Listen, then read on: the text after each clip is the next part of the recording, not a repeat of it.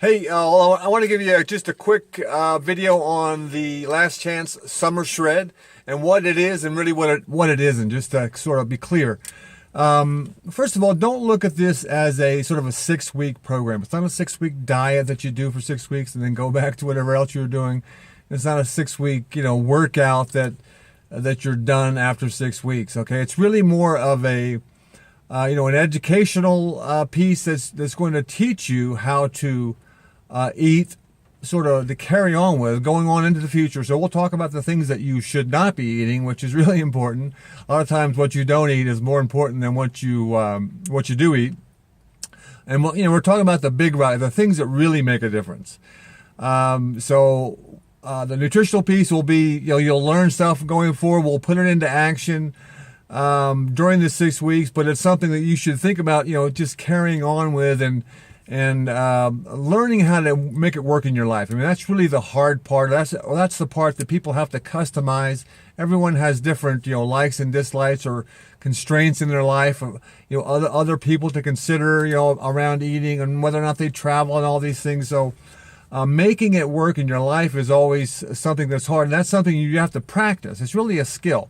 And so going forward after the 6 weeks, you'll sort of practice. You keep working with it and find out how to make good eating work in your life. Preparing foods, what foods you really like, how to eat on the road, whatever issues pertain to you.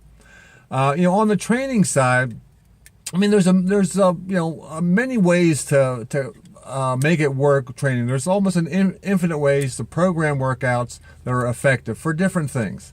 What I'm going to focus on in these 6 weeks is really I'm going to go over energy systems inside the training. I'm going to actually have more of a detailed description of how your body produces energy, and thus how you should train to train those energy systems. I mean, when you work the muscles and how they're being fueled, depending on the different type of activity that you're doing, you're also training the energy production system. You want it to work well and you want it to recover well. And many people, most of you do not train the alactic energy systems at all. Very, very little, if any. I got a call coming. I'm just going to kill it. And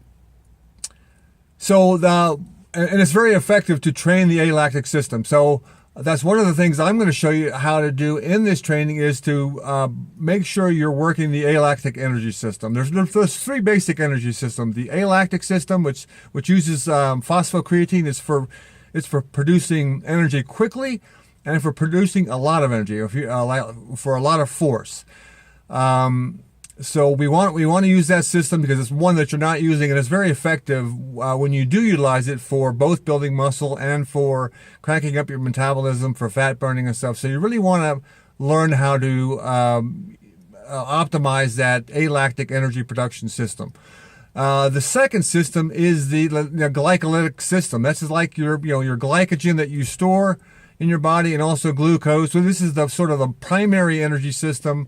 And most of you are already training that system, but you're also probably overtraining. It's one of the ones like when the traditional HIIT workouts, they go too far. They actually, you get into this point where your body is producing so much waste products. There's lactate that gets produced during these high intensity, long duration sessions. And it becomes counterproductive, particularly in our age group. The over 50 guys, we're already having difficulty recovering because, we're older. Our systems are not that optimized anymore. So it's very easy to overtrain. Sometimes we call it chronic cardio. It happens a lot with the way people are training, particularly when you're following sort of the mainstream advice. So you got to be careful of that because it actually produces a lot of these waste products that your body has to get rid of, and these things are inflammatory and they basically age you. So it accelerates your aging by overdoing it on that glycolytic system. And then the third system is the aerobic system, or the oxidative system, which is using oxygen and again, people are training this because they're typically doing some sort of aerobic type activity, whether it's running or biking or something. But again, it's not typically not done well. People get outside of their aerobic training zone, and then they're sort of, they're half in, half out. They're getting sort of an aerobic workout. So you're not really optimizing the performance of your aerobic system.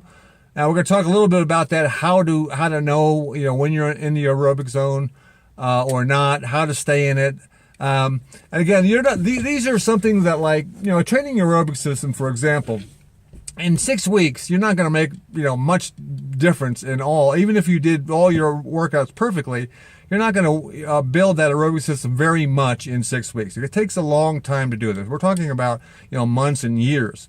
But you want to learn how to do it correctly so that over time, it'll get better over time. So that's really what this workout is about. It's really educational in nature. Do the right things, do the big rocks things. And then don't do the things that are counterproductive, both on the nutrition side and the training side. So hope that helps, and I hope to see you inside the program.